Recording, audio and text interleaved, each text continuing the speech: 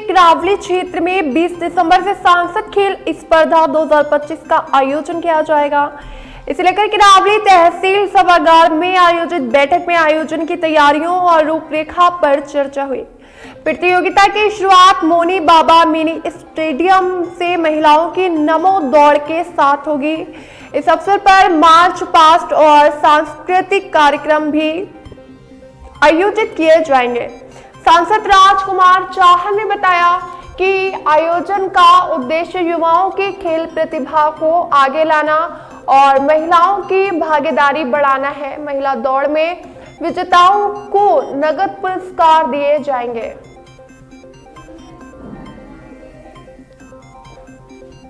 उनके परिवारीजनों को भी कि बच्चों को इसमें भाग लें, दौड़ें और सांसद खेल स्पर्धा में, क्योंकि देश के यशस्वी प्रधानमंत्री आदरणीय मोदी जी ने एक प्रेरणा दी है सांसद खेल स्पर्धा की, तो उसमें हमारे खिलाड़ी निकल के आए और इसमें हिस्सा लें और उनके अभी समापन होंगे। समापन की डेट्स मैं बताऊंगा अभी, लेकिन 20 को इसका शुभारंभ किरावली के मोनी बाबा मिनी स्टेडियम से हम लोग प्रारंभ करने जा रहे हैं। मेरा सभी खिलाड़ियों से भी अपील है, मेरे सभी क्षेत्रवासियों से भी अपील है कि इसमें सब लोग आएँ, नौजवानों का उत्साहवर्धन करें, खिलाड़ी इसमें बड़ी संख्या में भाग लें। इनका जो आयोजन हो रहा है इसका समापन कहाँ पर होगा? समापन अभी संभवतः आगरा स्टेडियम में करेंगे, क्योंकि पांचों विधानसभाओं के कार्यक्रम हो जाएंगे। तो पांचों विधानसभाओं के कार्यक्रम के बाद या तो आगरा के स्टेडियम में या अकोला के स्टेडियम में करेंगे। अभी हम इन दो दिन में डिसाइड करेंगे। आपने हमेशा खिलाड़ियों को बढ़ाने के लिए बढ़ावा दिया और आपने कभी भी खिलाड़ियों से बोला जो भी आपको साधन चाहिए वो आपको सारा सामान मिलेगा।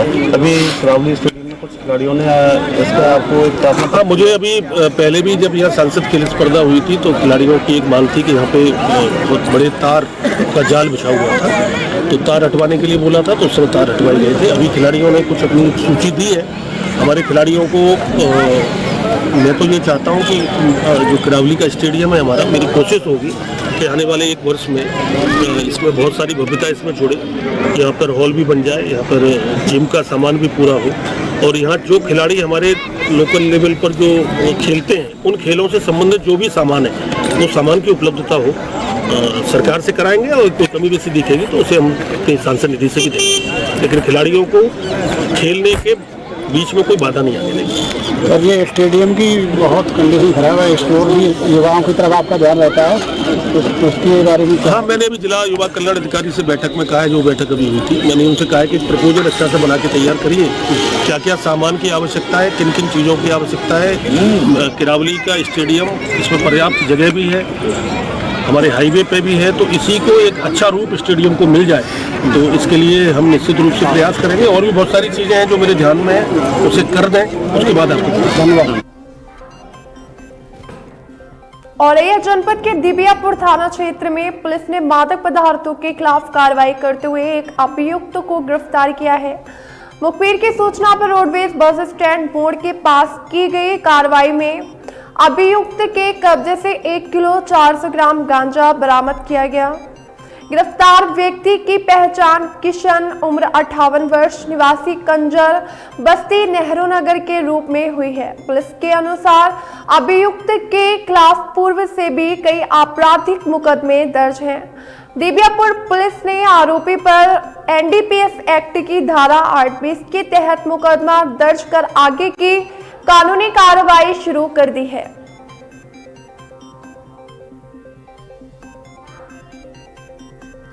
देवरिया जिले के सिरौली थाना क्षेत्र में विद्यालय जाते समय 6 वर्षीय मासूम सिद्धार्थ राजभर की सड़क दुर्घटना में मौत हो गई। घटना से आक्रोशित ग्रामीणों ने चक्का जाम कर विरोध जताया, जिसे पुलिस ने समझाइश देकर शांत कराया।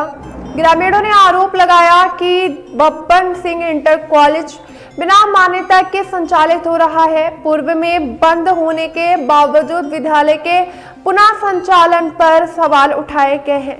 ग्रामीणों ने प्रशासन से विद्यालय की मान्यता की जांच और दोषियों पर कार्रवाई की मांग की है।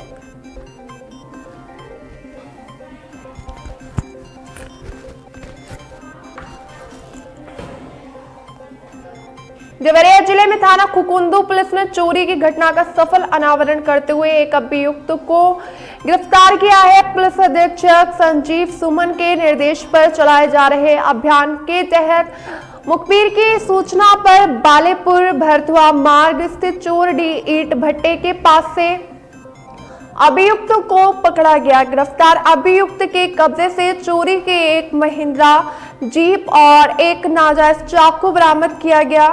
बरामदगी के आधार पर मामले में संबंधित धाराओं की बढ़ोतरी करते हुए वैधानिक कार्रवाई की जा रही है।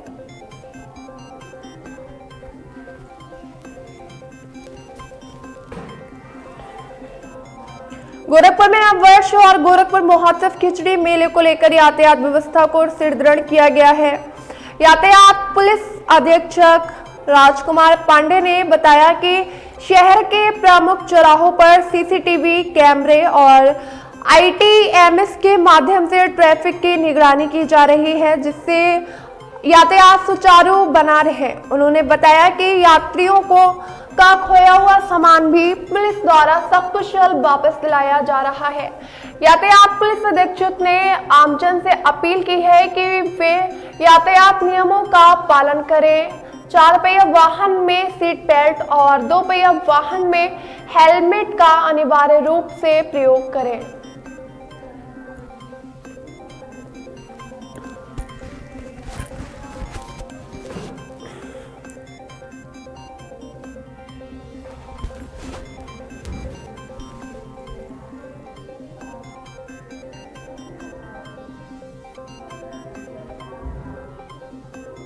मेला पूरा 1 महीने से अधिक समय तक महाशिवरात्रि तक चलता है।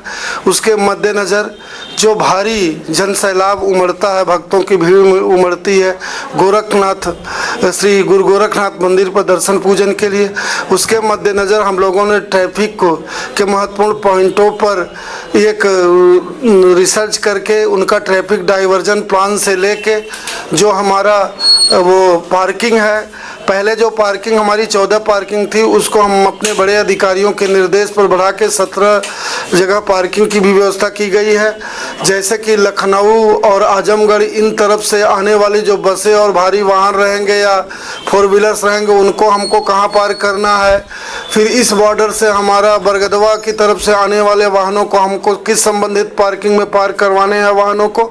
तो हमने पूरा डाइवर्जन प्लान से लेके रूट प्लान से लेके और ड्यूटियों का डिप्लॉयमेंट किया है, जिससे हम ये खिचड़ी पर्व को सकुशल संपन्न करा सकें। देखा जाता है कि तारामंडल और नौका विहार में एक ऐसा स्पॉट है, वहाँ जो आजकल स्टंट कर रहे हैं उसमें रोकथाम क्या प्रतिक्रिया चल रही है सर? देखिए, इधर सुबह भी वहाँ काफ़ी संख्या में लोग मॉर्निंग वॉक के लिए निकलते हैं, बहुत अच्छा है। और तारामंडल भी बहुत खूबसूरत है और जो झील भी है साफ़ सफाई के साथ बहुत अच्छी है।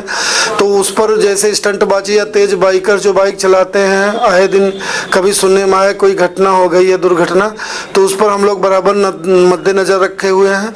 वहाँ हमारी ट्रैफिक पुलिस सुबह भी रहती है, जब लोग सैर और गश्त करते हैं वॉक करते हैं मॉर्निंग, उनका स्पीड नियंत्रण के लिए भी चालान किया जाता है। 3 व्हीलर्स 2 व्हीलर्स पर जो 3 लोग चलते हैं उनके लिए भी बिना जो हेलमेट के बाइकर्स चलते हैं उनके लिए भी बराबर अभियान चलाया जाता है। और लाउड हेलर के माध्यम से बीच बीच में हम लोग जन जागरूकता का अभियान चलाते हैं, जिससे वहाँ किसी प्रकार की दुर्घटना को रोका जा सके। अंत में गोरखपुर वासियों से क्या अपील करना चाहेंगे त्योहारों को लेकर के? नववर्ष पर जो कि युवाओं में ज्यादा जोश रहता है, ऐसी घटनाएं होती हैं, अंत में गोरखपुर वासियों से क्या अपील करना चाहेंगे? देखिए, गोरखपुर वासियों के लिए आगामी जो नववर्ष आने वाला उसके लिए ढेर सारी बधाई, खिचड़ी मेला के लिए बहुत सारी बधाई, और गोरखपुर महोत्सव का भी कार्यक्रम हम लोग जो दायित्व हमको मिलेंगे हम लोग ट्रैफिक कंट्रोल के साथ उसको सकुशल संपन्न कराएंगे। लोग ट्रैफिक नियमों का पालन करें, दुर्घटना से देर भरी अपनी जान को जोखिम में न डालें। इसी संदेश के साथ हम ट्रैफिक नियमों का लोग पालन करें, इस अपील के साथ अपनी बात खत्म करते हैं। धन्यवाद हमसे बातचीत करने के लिए। हमारे साथ थे गोरखपुर के वरिष्ठ पुलिस यातायात अधीक्षक राजकुमार पांडे जी। उन्होंने बताया कि ट्रैफिक नियमों को लेकर के जागरूक रहें और सतर्क रहें। इन्हीं सब खबरों के लिए मैं समाचार निदेशक अंशुल वर्मा गोरखपुर के लिए। खिचड़ी मेला पूरा 1 महीने से अधिक समय तक महाशिवरात्रि तक चलता है। उसके मद्देनज़र जो भारी जन सैलाब उमड़ता है, भक्तों की भीड़ उमड़ती है गोरखनाथ श्री गुरु गोरखनाथ मंदिर पर दर्शन पूजन के लिए, उसके मद्देनज़र हम लोगों ने ट्रैफिक को के महत्वपूर्ण पॉइंटों पर एक रिसर्च करके उनका ट्रैफिक डाइवर्जन प्लान से लेके जो हमारा वो पार्किंग है, पहले जो पार्किंग हमारी 14 पार्किंग थी उसको हम अपने बड़े अधिकारियों के निर्देश पर बढ़ा के 17 जगह पार्किंग की भी व्यवस्था की गई है।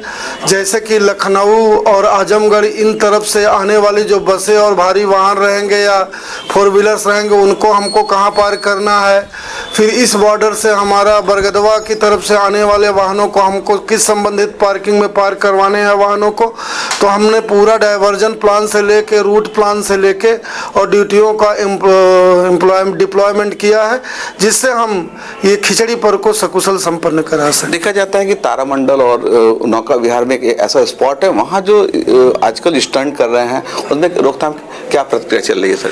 देखिए, इधर सुबह भी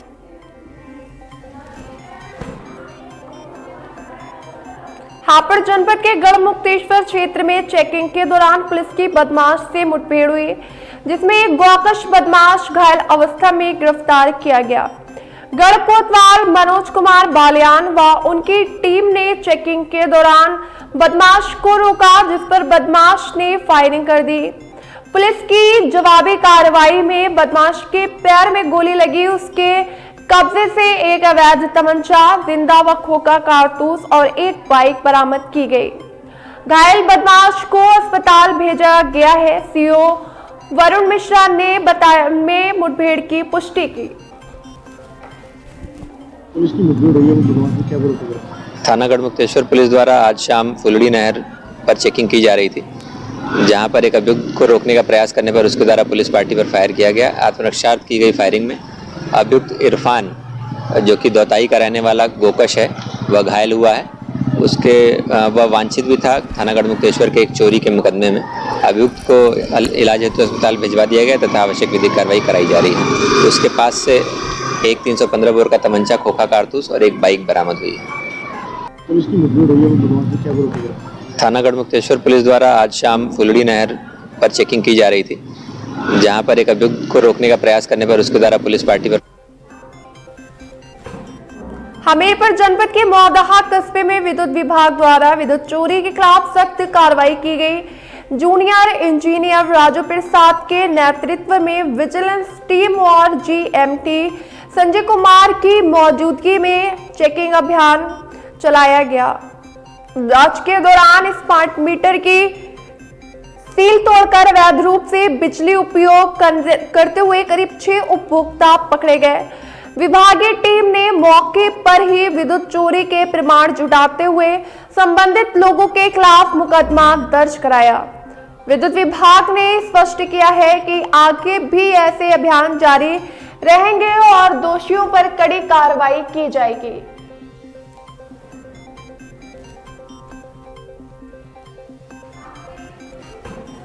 हमीरपुर जिले के सदर कोतवाली क्षेत्र में नहर किनारे एक विधवा महिला का शव मिलने से इलाके में सनसनी फैल गई। मृतका के गले पर चोट के निशान पाए गए हैं, जिससे गला दबाकर हत्या की आशंका जताई जा रही है।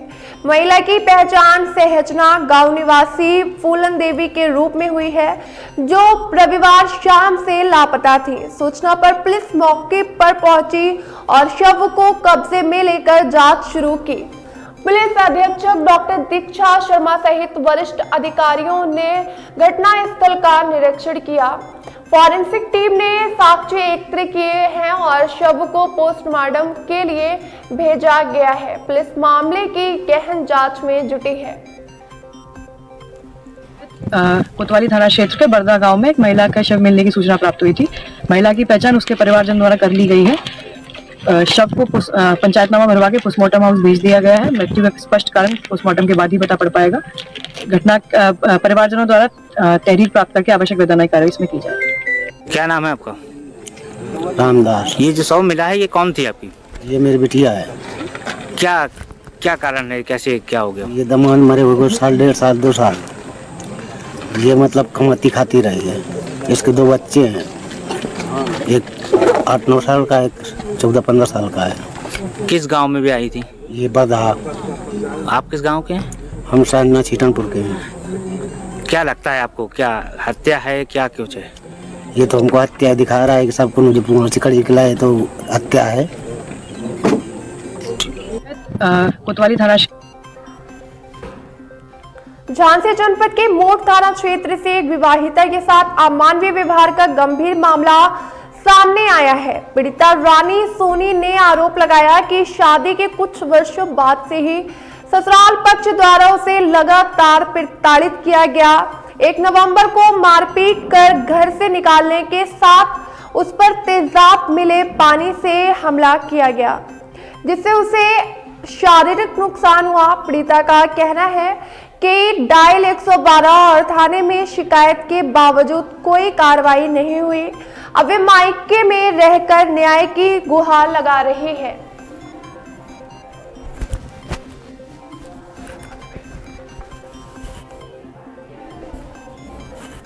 क्या नाम है आपका?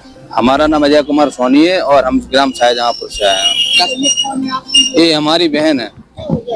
इनके साथ में सन की शादी 13 साल पहले हुई और इनको 13 साल से बच्चे नहीं हुए हैं। इस कारण इनके घर वाले, ससुर, देवर, देवरानी, सास और ननंद इत्यादि लोग इन्हें परेशान करते रहे। ये मोट वेदनगर में श्री श्याम सोनी जी के यहाँ है। इनके पति श्री श्याम सोनी जी हैं। इनको 13 साल से बच्चे नहीं हुए हैं, जिसकी भी इन्होंने कभी भी जांच नहीं कराई, ना अपनी कराई ना इसकी कराई, बहन की मेरी। और हमेशा ताना देते रहे हैं कि इसको बच्चा नहीं हो रहा है, ये एक अभागन औरत है। इस प्रकार के इन्होंने शब्दों से उसे सम्मानित मतलब प्रताड़ित किया है। और घर पे इन्होंने देवर ध्रुव सोनी और रामजी सोनी और ननंद नंदन सोनी इत्यादि लोगों ने इसके कानों में मारा है, जिस वजह से इनके कानों में दोनों पर्दे लगभग समाप्त से है और सुनाई नहीं देता है, इसको बोल नहीं पाती है और सुनाई नहीं देता, बोल नहीं पाती है। इस प्रकार की इन्होंने हरकत की है और इसकी नहीं से सब लोग झेलते रहे कि चलो ठीक है, परिवार के कारण कि बहन को वहीं पे रहना है। और इस कारण हम लोग ये सब अपने बर्बरता उनकी झेलते रहे कि चलो ठीक है, आज नहीं कल कल स्थितियाँ सुधरेंगी, लेकिन स्थिति कभी नहीं सुनी। और इन्होंने 4 महीने पहले इसे घर से बाहर निकाल दिया, इलाज के बहाने ले जाके खाली छुड़ाया। और इसके बाद इन्होंने बच्ची 4 महीने छोड़ने की जांच होनी चाहिए। और तेजाब के पानी घर पे जाती थी तो तेजाब मिलाना पानी पहनते थे और देवरानी ने पहना था पानी और नंदे ने। अभी करीब 4 महीने हो गए। अभी 4 महीने से मायके में। हाँ, 2-3 बार नहीं, हाँ 3 बार प्रार्थना पत्र दिया, कोई भी सुनवाई नहीं हुई। हाँ,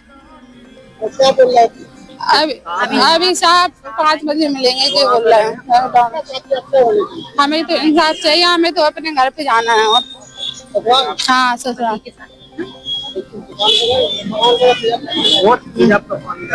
क्या नाम है आपका? हमारा नाम अजय कुमार सोनी है और हम ग्राम शाहजहांपुर से आए हैं। ये हमारी बहन है।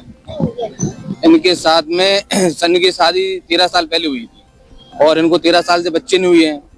इस कारण इनके घर वाले, ससुर, देवर, देवरानी, सास और ननंद इत्यादि लोग इन्हें परेशान करते रहे। ये मोट वेदनगर में श्री श्याम सोनी जी के यहाँ है। इनके पति श्री श्याम सोनी जी हैं।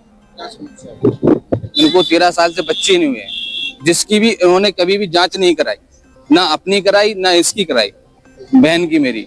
और हमेशा ताना देते रहे हैं कि इसको बच्चा नहीं हो रहा है, ये एक अभागन औरत है। इस प्रकार के इन्होंने शब्दों से उसे सम्मानित मतलब प्रताड़ित किया है। और घर पे इन्होंने देवर ध्रुव सोनी और रामजी सोनी और कानपुर में सोमवार को सैकड़ों आशा वर्करों ने अपनी मांगों को लेकर सीएमओ कार्यालय के गेट पर धरना प्रदर्शन किया।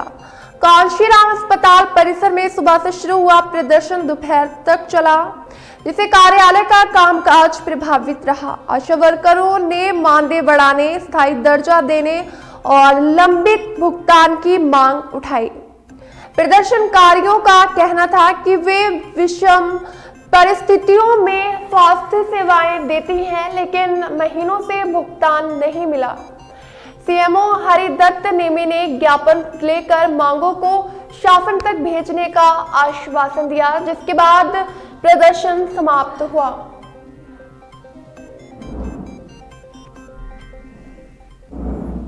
जब तक हम राष्ट्रीय प्रोग्राम नहीं रोकेंगे तब तक सरकार नहीं सुनेगी। मैं इसी वजह से सरकार को पहले नोटिस दे चुकी थी, उन्होंने क्यों नहीं बताया कि पोलियो का समय है, आप लोग धरने पे मत जाइएगा। सर हमारी आपसे कोई बुराई नहीं। जब तक हम राष्ट्रीय प्रोग्राम नहीं रोकेंगे तब तक सरकार नहीं सुनेगी। मैं इसी वजह से सरकार को पहले नोटिस दे चुकी थी, उन्होंने क्यों नहीं बताया कि पोलियो का समय है, आप लोग धरने पे मत जाइएगा। सर हमारी आपसे कोई बुराई नहीं। जब तक हम राष्ट्रीय प्रोग्राम नहीं रोकेंगे तब तक सरकार नहीं सुनेगी। मैं इसी वजह से सरकार को पहले नोटिस दे चुकी थी, उन्होंने क्यों नहीं बताया कि पोलियो का समय है, आप लोग धरने पे मत जाइएगा। सर हमारी आपसे कोई बुराई नहीं। जब तक हम राष्ट्रीय प्रोग्राम नहीं रोकेंगे तब तक सरकार नहीं सुनेगी। मैं इसी वजह से सरकार को पहले नोटिस दे चुकी थी, उन्होंने क्यों नहीं बताया कि पोलियो का समय है, आप लोग धरने पे मत जाइएगा। सर हमारी आपसे कोई बुराई नहीं। जब तक हम राष्ट्रीय प्रोग्राम नहीं रोकेंगे तब तक सरकार नहीं सुनेगी। मैं इसी वजह से सरकार को। मेरठ के लोहिया नगर थाना क्षेत्र की अलीबाग कॉलोनी में मोबाइल टावर लगाए जाने को लेकर स्थानीय लोगों ने विरोध प्रदर्शन किया। टावर स्थापना के लिए जेसीबी से खुदाई शुरू होते ही कॉलोनी वासियों ने हंगामा कर काम रुकवा दिया। लोगों का कहना है कि कॉलोनी में पहले से लगे 2 मोबाइल टावरों के कारण कई लोग गंभीर बीमारियों से जूझ रहे हैं। ऐसे में नया टावर लगाए जाने से स्वास्थ्य पर खतरा बढ़ सकता है। स्थानीय निवासियों ने प्रशासन से मांग की है कि बिना जन सहमति और स्वास्थ्य जांच के कोई नया टावर ना लगाया जाए। क्या नाम है जी आप? दीन मोहम्मद मलिक जी, क्या मामला है? ये अलीबाग कॉलोनी की घटना है, जो यहाँ पर टावर लग रहा है। 2 टावर पहले से ही लगे हुए हैं और एक तीसरा टावर फिर लग रहा है दोबारा से। आबिद चौधरी की प्रॉपर्टी है ये, जिसमें वो टावर लगवा रहे थे। यहाँ अलीबाग कॉलोनी की जनता सब एकजुट हुई है, सभी को परेशानी है। यहाँ पर बहुत हमारे बुजुर्ग माँ बहना बहुत बीमारी चल रही है, जिनको सांस की दिक्कत है, किसी को दिक्कत है, काफी दिल की दिक्कतें हैं। तो इस वजह से सभी जनता इकट्ठी हुई है अलीबाग कॉलोनी के वार्ड 76 की, और सबने ही एकजुट होकर यही बात रखी है कि यहाँ पर टावर नहीं लगने देंगे। नहीं लगेगा। तीसरा ये एयरटेल कंपनी का टावर है। 2 टावर पहले से लगे हुए हैं, तीसरे टावर की फिर ये तैयारी चल रही है। और आबिद चौधरी ने हमारे साथ सहयोग किया है। उन्होंने कहा है कि मैं जनता के साथ हूँ, मैं नहीं लगने दूंगा अगर जो आप मना कर रहे हो। उन्होंने बहुत कोऑपरेट किया हमारे साथ, हमसे वादा किया ठीक है जैसा आप चाहोगे ऐसा होगा। हम उनका तहे दिल से शुक्रिया अदा करते हैं कि वो। मोहाबा जिला अस्पताल में व्यवस्थाओं को दुरुस्त करने के उद्देश्य से जिलाधिकारी गजल भारद्वाज के निर्देश पर गठित टीम ने औचक निरीक्षण किया। टीम ने अस्पताल परिसर, वार्डों की साफ सफाई, ड्यूटी व्यवस्था और मरीजों को मिलने वाली सुविधाओं की समीक्षा की। निरीक्षण के दौरान मरीजों से बातचीत कर फीडबैक लिया गया। एसडीएम आदेश सिंह सेंगर ने बताया कि पूर्व की तुलना में सफाई व्यवस्था में सुधार हुआ है, लेकिन इसे लगातार बनाए रखना जरूरी है। उन्होंने सीएमएस और नगर पालिका अधिकारियों के साथ बैठक कर स्टाफ की नियमित तैनाती और लापरवाही पर सख्त कार्रवाई के निर्देश दिए।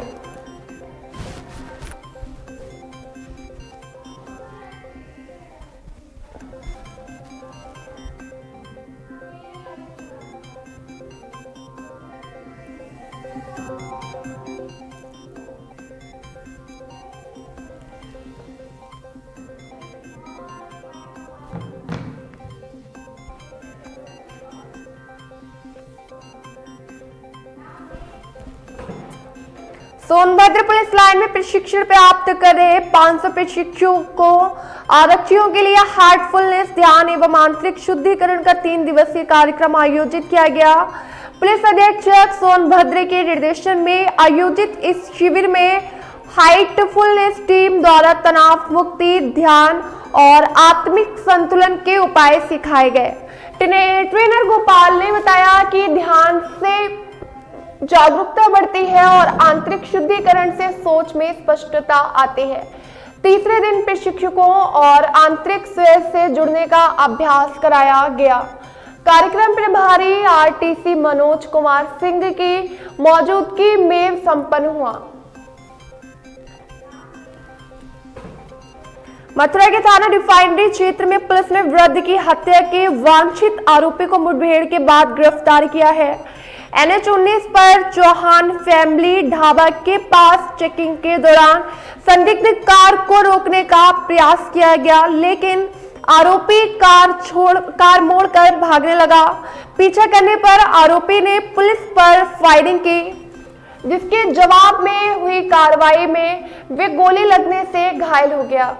घायल बदमाश की पहचान विष्णु निवासी राधा टाउन के रूप में हुई है। उसके कब्जे से अवैध पिस्टल, कारतूस और वारदात में प्रयुक्त कार बरामद की गई है। आरोपी को जिला चिकित्सालय में भर्ती कराया गया है। पुलिस के अनुसार आरोपी ने 14 दिसंबर को पड़ोसी वृद्ध की गोली मारकर हत्या की थी।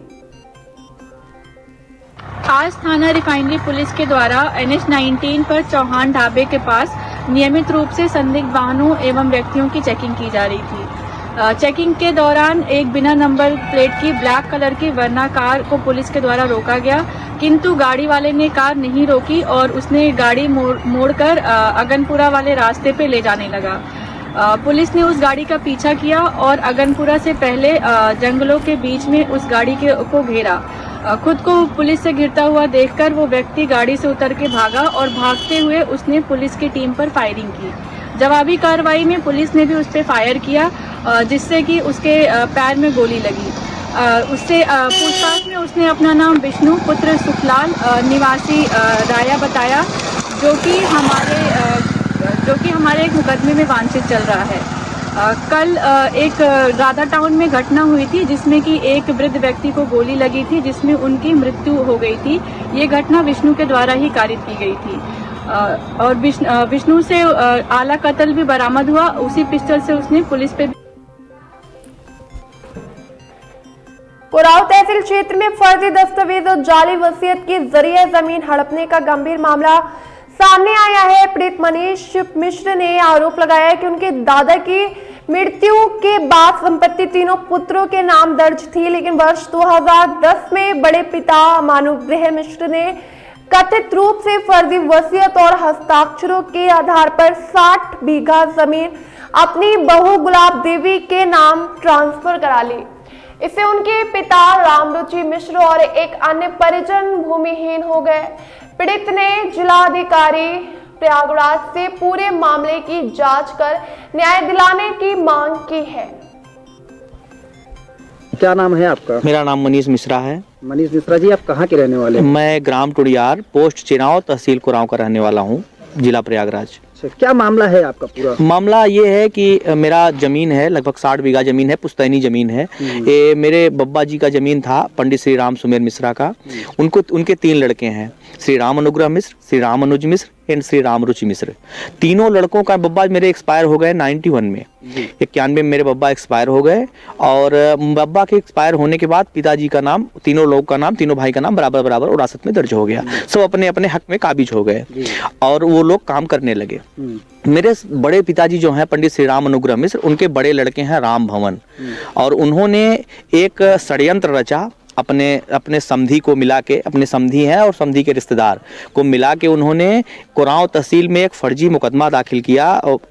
वसीयत का अनरजिस्टर्ड वसीयत है बब्बा की, उन्होंने फर्जी साइन बनाई और उन्होंने 2010 में, मतलब बब्बा के मरने के 19 साल बाद उन्होंने 2010 के एंड में, नवंबर या दिसंबर के महीने में उन्होंने मुकदमा दाखिल किया अनरजिस्टर्ड वसीयत बब्बा की साइन बना के, और उन्होंने दाखिल किया तो हमें कुछ पता नहीं चला, ना हमें कोई नोटिस सम्मन जारी हुआ, कुछ नहीं हुआ, जाली हस्ताक्षर के जरिए। तो अब हमें ये चीज पता चला 2019 में किसी तरीके से। जब पता चला तो हमने उसमें एप्लीकेशन दायर कर दिया, हमने भी उसमें एप्लीकेशन लगा दिया। तो जब हमने एप्लीकेशन लगा दिया तो फिर उनको ये प्रतीत हुआ कि यहाँ से अब काम नहीं हो पाएगा। उन्होंने चुपचाप फर्जी तरीके से फाइल को ट्रांसफर करवाया मेजा तहसील में, और मेजा तहसील में उन्होंने फाइल को ट्रांसफर करवाया और 19 में, और ट्रांसफ़र करवा के उन्होंने पहले नायब तहसीलदार के यहाँ थी, फिर उसके बाद नायब तहसीलदार के यहाँ उन्होंने ट्रांसफ़र करवाया, जो कि उनका नाम राजेंद्र प्रसाद सिंह है, अभी वो रिटायर हो चुके हैं प्रेजेंट में। अब ये उन्होंने करवाया 2023 में, और जब उन्होंने फाइल को ट्रांसफ़र करवाया, फाइल को ट्रांसफ़र होने के बाद हमें कोई नोटिस सम्मन जारी नहीं हुआ। 30/12/2023 को उन्होंने इस एक पक्षी आदेश पारित कर दिया। 30/12/2023 को इस अनरजिस्टर्ड वसीयत के बेस पे उन्होंने आदेश पारित कर दिया, और आदेश पारित कर दिया। इन लोगों का नाम चढ़ गया, इन गुलाब देवी का नाम चढ़ गया खतौनी पे, और लगभग आपके जो बड़े पिताजी अपने पत्नी के नाम जो है वसीयत करते हैं। नहीं, बड़े पिताजी नहीं, बड़े पिताजी अपने पत्नी का ही नाम लगाते हैं। नहीं, हमारे बब्बा जी, हमारे जो हमारे बब्बा की प्रॉपर्टी थी, हमारी जाली वसीयत है, और ये 2019 में ही पता लग गया था, हमने इसलिए उसमें आपत्ति भी लगा दिया था। लेकिन उन्होंने किया क्या कि उन्होंने भी कुछ अपने पर्सनल स्वार्थ के लिए, हमें ऐसा प्रतीत होता है कि उन्होंने अपने पर्सनल स्वार्थ के लिए उसमें आदेश पारित कर दिया, चारों लड़कों का नाम नामांतरण कर दिया। मतलब चारों लड़कों, उनका जो दानपत्र था वो दानपत्र उन्होंने वैलिड मान के उनका नाम दाखिल खारिज कर दिया। उन चारों लड़कों का नाम चढ़ गया है। अब इसमें राम भवन का जो पहले नाम चढ़ा था पत्नी के नाम, वो उस जमीन में कुछ केसीसी भी निकाल लिया है, और वो फर्जी तरीके से यूको बैंक के अधिकारी को मिला के बैंक में, यह कुराव में ही बैंक शाखा है वो। अच्छा, ये जो 60 बीघा जमीन थी ये कहाँ पर थी? पूरी जमीन? ये पूरी प्रॉपर्टी टुडियार ग्राम सभा में है। टुडियार गांव है, ग्राम टुडियार, पोस्ट चिराव, तहसील कुराव, पूरी जमीन इसी गांव में? हाँ, जिलसी गांव में है, जिला प्रयागराज, इसी गांव में है पूरी जमीन। आखिर आप क्या चाहते हैं? आखिर आप लोगों को क्या ऐसा हो कि मतलब आप लोगों के साथ न्याय हो जाए? मैं चाहता हूं कि जो जमीन जैसी है, अभी तीनों लोग जिंदा हैं, जो राम सुमेर के लड़के हैं, जिनकी एक्चुअल प्रॉपर्टी है, वो अभी तीनों लोग जिंदा हैं। मैं चाहता हूं कि हाँ कि जैसे ही उनकी प्रॉपर्टी थी वैसे ही वापस कर दी जाए, जैसे ही, क्योंकि वो अब बहुत फर्जी तरीके से काम कर रहा है इस प्रॉपर्टी में। कभी किसी को बेचने की बात करेंगे, कभी पुलिस प्रशासन ले आएंगे, कभी धमकी दिलाएंगे, कभी खेत में बुलडोजर चलवाने की बात करेंगे। बहुत तरीके से परेशान किया जा रहा है हमें। क्या आप लोगों की धमकियां भी दी जाती है? बहुत तरीके से, क्योंकि अभी उनका लड़का करेंटली में बात कर रहा था, बोल रहा था बड़ा लड़का कि मैं लाइसेंसी बंदूक भी करवा लिया हूँ, लाइसेंस करवा लिया हूँ। मतलब हजारों प्रकार की धमकियां दी जा रही हैं।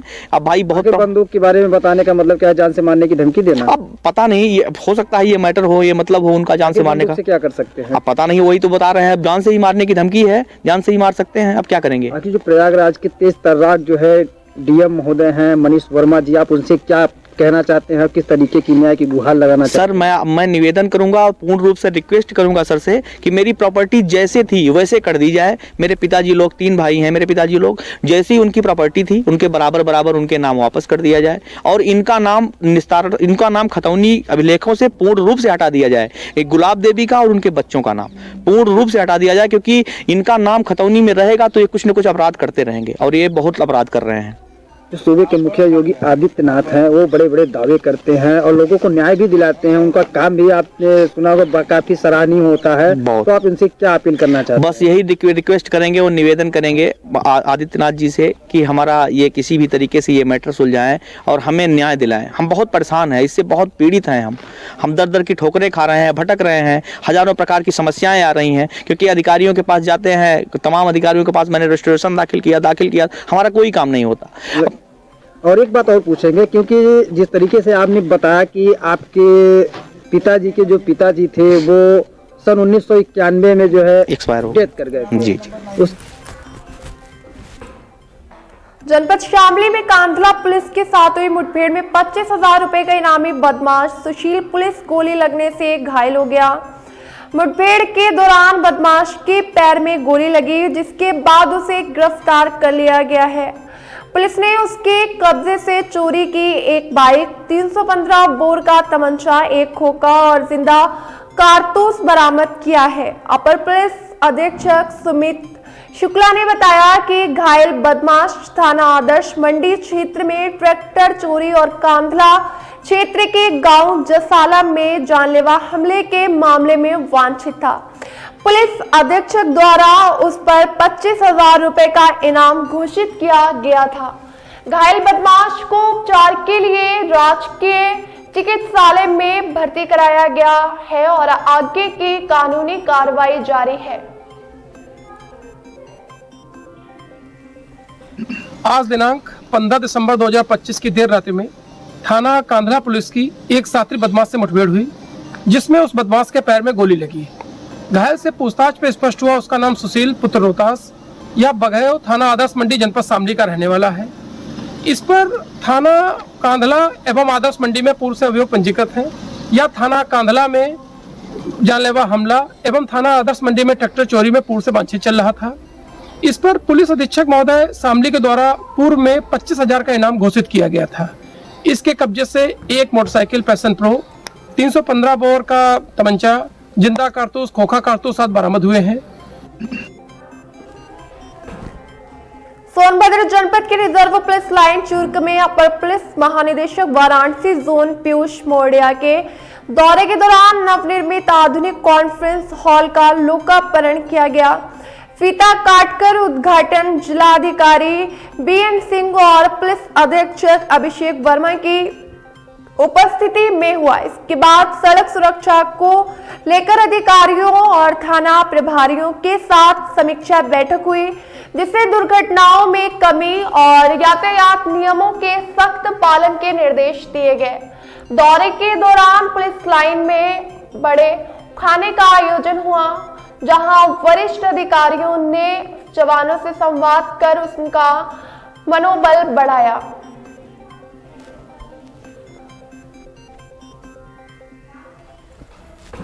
सहारनपुर जनपद के सामाजिक वानिकी वन विभाग के रेंज सदर क्षेत्र अंतर्गत ग्राम उग्राहों में सरकारी प्लांटेशन से कीमती खैर के पेड़ों की अवैध कटाई का मामला सामने आया है। रात के अंधेरे में चोरों द्वारा लगभग 10 खैर के पेड़ काट लिए गए, जब प्लांटेशन वर्ष 2001 से 2003 के बीच खैर, शीशम और पापड़ी प्रजाति के पौधों से विकसित किया गया था, जिसे बाद में ग्राम पंचायत को सौंपा गया था। वन विभागीय वन अधिकारी एसएस चौहान और क्षेत्रीय वन अधिकारी विपुल कुमार मिश्रा ने बताया कि मामले की जांच की जा रही है और दोषियों पर कार्रवाई की जाएगी। नगर सतवा से पार्षद पद रिक्त होने के बाद चुनावी प्रक्रिया शुरू हो गई है। नामांकन की अंतिम तिथि पर 3 महिला प्रत्याशियों ने तहसीलदार के समक्ष अपने आवेदन जमा किए। नामांकन के दौरान तहसील कार्यालय में राजनीतिक हलचल देखने को मिली। तहसीलदार अरविंद दिवाकर ने जानकारी दी कि मतदान 29 तारीख को संपन्न होगा और मतगणना के बाद 31 तारीख को नतीजे घोषित किए जाएंगे। नामांकन प्रक्रिया शांतिपूर्ण ढंग से पूरी कराई गई। प्रशासन द्वारा चुनाव को निष्पक्ष और पारदर्शी कराने की तैयारियां की जा रही हैं। निर्वाचन आयोग द्वारा करवाया जा रहा है। आज नाम निर्देशन की अंतिम दिवस 3 बजे तक का समय था, जिसमें 3 प्रत्याशियों ने फॉर्म डाला है और कल 16 तारीख को इसकी फॉर्मों की समीक्षा है। 18 तारीख को नाम वापसी का दिनांक नियत है। 29 को वोटिंग और 31 तारीख को इसका चुनाव परिणाम की घोषणा की जाएगी। निर्वाचन आयोग द्वारा करवाई। हमीरपुर जिले के मौदहा कोतवाली क्षेत्र के ग्राम कमहरिया में सड़क किनारे नाले में गिरने से एक सिक्योरिटी गार्ड की मौत हो गई। सूचना पर पुलिस मौके पर पहुंची और शव को नाले से बाहर निकालकर पोस्टमार्टम के लिए भेजा। मृतक की पहचान गुल्ली उर्फ वाहिद निवासी कमहरिया के रूप में हुई है। परिजनों के अनुसार वे रायपुर में गार्ड की नौकरी करता था और हाल ही में गांव आया था। बताया गया कि वे शराब का आदी था और नशे की हालत में नाले में गिरने की आशंका है। पुलिस के अनुसार शरीर पर संघर्ष के कोई निशान नहीं मिले और प्रथम दृष्टया मामला दुर्घटना का है। क्या मामला हुआ है? मामला ये हुआ है, मेरा भाई शाम में निकला और उसके बाद दारू वारू पी के जो भी वो लड़के कोई लेके गए साथ में उसको, और यहाँ पे ला के मार के पटक दिया। सुबह मिला है वो। आपको किसी के ऊपर शक है? शक है, मर्डर हुआ है तो शक ही है। जब शाम से गायब है, इतने साल से कुछ भी नहीं हुआ, उसको ऐसा अचानक कैसे हो जाएगा? क्या चाहते हैं? हम न्याय चाहते हैं, सरकार जो बोलेगी वही है, पुलिस इसका कार्रवाई करेगी, सबूत देगी अपना जो भी है। मर्डर। क्या मामला हुआ है? मामला ये हुआ है, मेरा भाई शाम में निकला और उसके बाद उत्तर प्रदेश लाइव में बस इतना ही। तमाम बड़ी खबरों को देखने के लिए बने रहिए समाचार नेशन के साथ। नमस्कार।